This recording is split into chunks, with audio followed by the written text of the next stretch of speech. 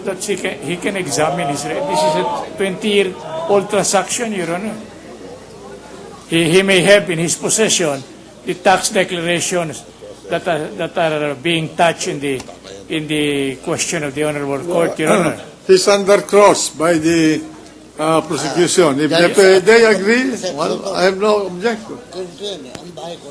Because wala pong, the way I recall, Your Honor, there is no tax declaration that he had testified to, but tax receipt. Alam mo, Mr. Counsel, paano ka magbabayad ng real estate tax na walang tax declaration? Yung may owner of the property will make a declaration for real estate purposes of his land and the value of that land, the assessed value. That's correct, Your Honor. But Per lot. Kaya nga, tinatanong ko kung anong tax declaration yan. Meron ba? Oh. Si gentleman from Batangas. Mr. President, yung hawak po niya ay resibo. Kaya nga, Oo. So, hindi yung tax deck mismo. Correct. Pero tama po yun. Nakita ko yung drawing niya doon.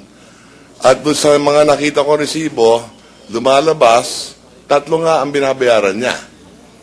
Yung 2 lote, isang lote nung kay Miriam. Balamang, base doon sa drawing niya, kay Miriam, yung isa kay Christina, at yung isa naman yung Bahay. improvement o building o bahay niya.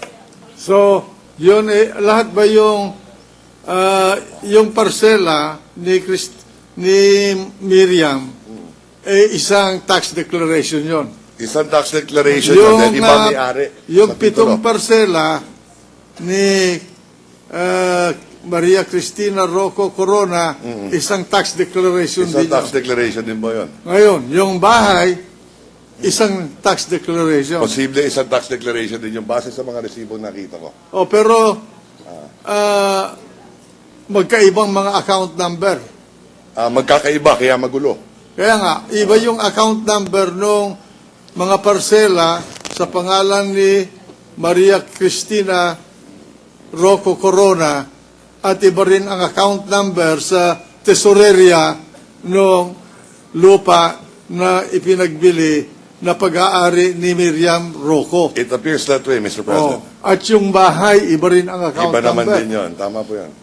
Pero hindi, alam mo, ang alam ko, kung kung may bahay ka, i-declare mo yung value ng lupa, assessed value, plus the improvement. Correct. So, Minsan tax declaration. Depende yan sa local government unit. Minsan po naiiba. Minsan sige. naman, kung tama ang computerization mo, na isang tax declaration. Well, anyway, go ahead. Yeah. Mr. President, sa dahilan na nandito na rin ako, baka pwede akong magtanong ng 2 o 3 tanong lang. Go ahead. Just a clarification. Subject to the pending recross of the prosecution. Yes. Thank you, Mr. President. Isang katanungan para sa ating lead ng Defense Council. No? Ang dahilan kung bakit pinaharap ninyo ang testigo ninyo sa araw na ito para patunayan na ang lupang ito ay ibinenta noong taong 1990. Tama ko ba yun? Tama po. At kung binenta noong 1990, hindi na dapat ilagay sa SALN ni Chief Justice Corona after 1990. Halimbawa, 2011, di ba? It should be that way. It should be that way. Ngunit, doon sa SALN ng Chief Justice noong 1992, bakit nandun pa rin nakalagay yung property ng Marikina?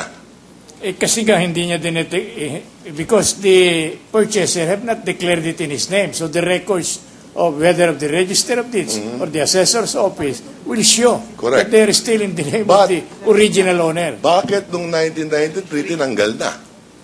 I O didn't- yun ang paliwanag po ninyo. Again, I didn't get Okay, it. so ulitin natin. Nabanggit ninyo na ibinenta to.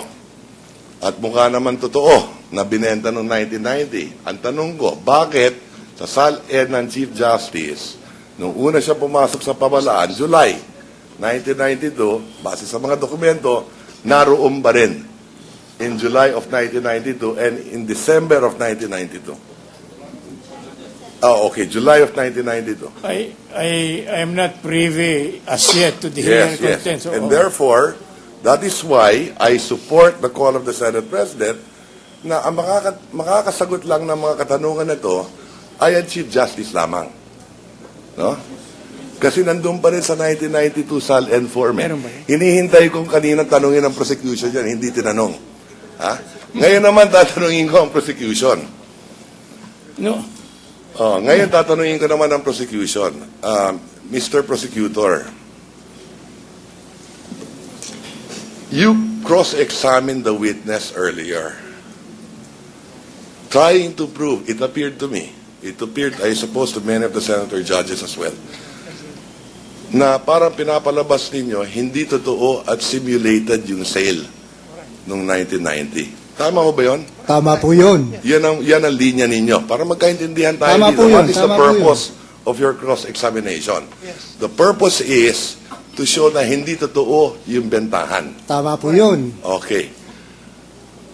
Base sa mga dokumento meron kami dito, na galing na rin sa inyo, may mga buwis na binayaran noong 1990. Mahirap sabihin hindi totoo yun.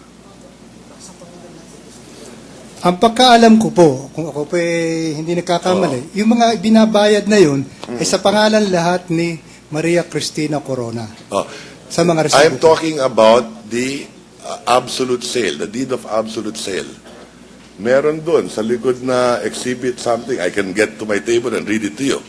Yun po siguro binanggit nyo sinasabi. kanina, capital gains, documentary stamp tax, lahat na bayaran, pero lang yung transfer tax. Di ho ba? Naroon nga po yun, nakatatak Naroon sa yun, likod. tama. No? So, mahirap naman. May mga pangalan dyan sa BIR. May mga halagang binayaran doon. Mahirap naman i-simulate yan way back in 1990.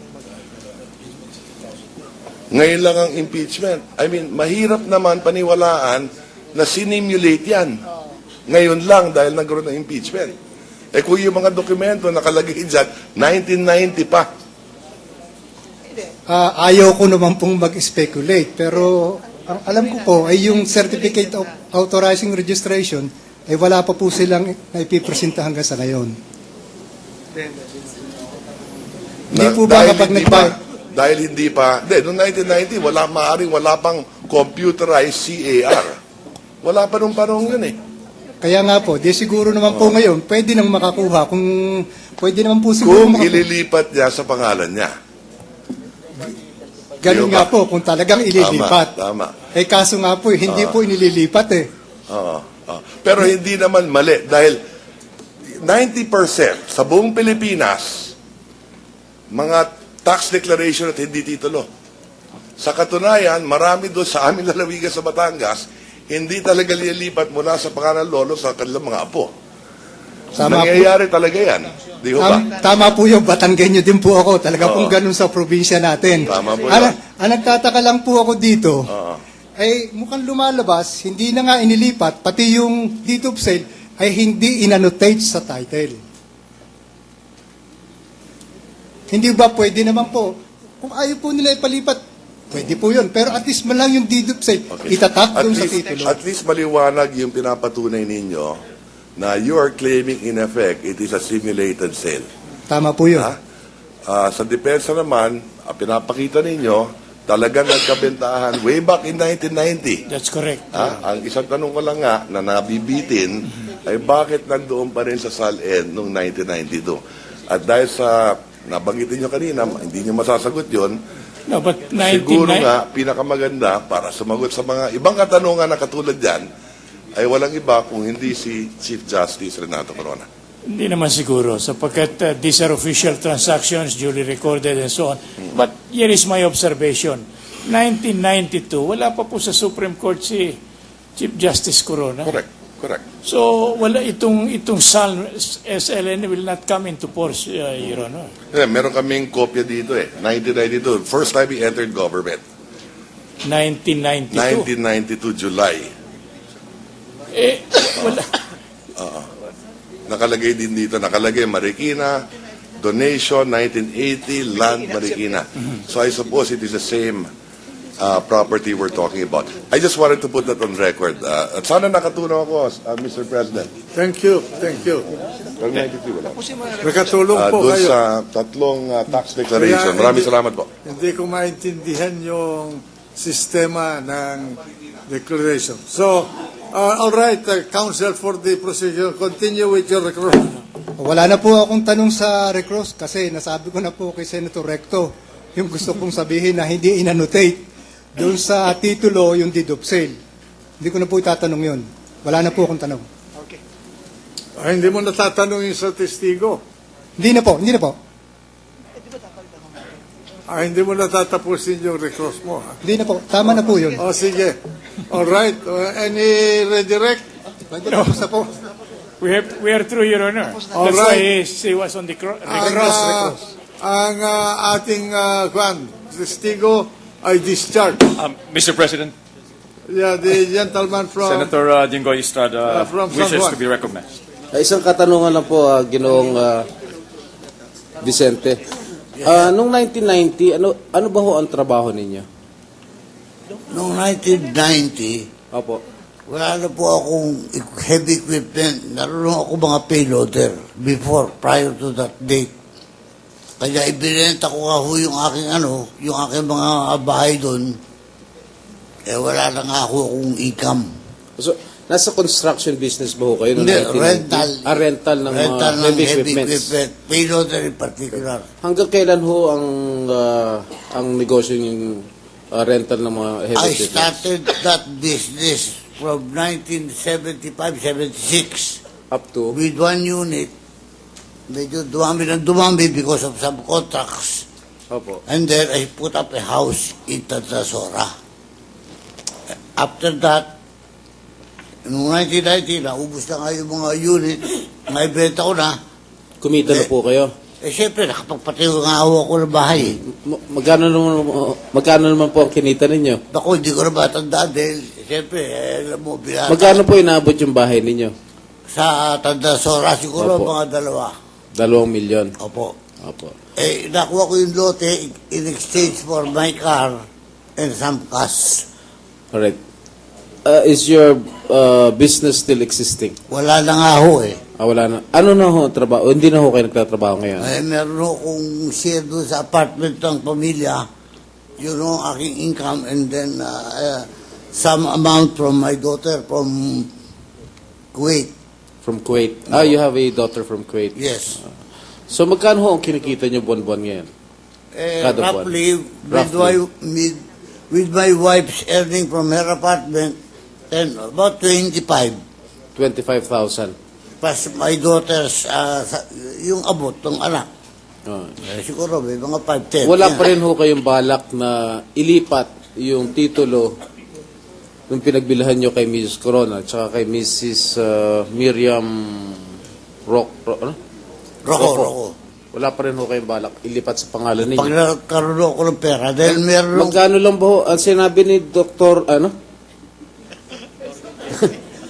Attorney Justiniano po, hindi po. Justiniano na ang travel tax lang transfer tax Transfer. 2,500 lang. hindi po ganun. Dahil nagkaroon ho ng penalty for that transferring it. So magkano kung babayaran nyo lahat ang transfer tax ng titulo? Magkano ho ang abutin? Roughly 200,000 yata. 200,000. Opo. So ngayon, you still cannot afford Hindi to pa pay po. the transfer tax Hindi pa because po. you are only receiving 25,000 a month. Nagkaroon ako ng sakit na-stroke ako twice. Opo. Kaya medyo bululo yung pagsasalita ko. Opo. Yun lang po at maraming salamat po. Travel tax. Mr. President, Yes. Yes. Senator Frank Drilon wishes to be recognized. Senator Dillon has the floor. Ilan lang katanungan po. Sabi niyo, binenta niyo yung bahay niyo sa Tandang Sora ng 2 milyong piso.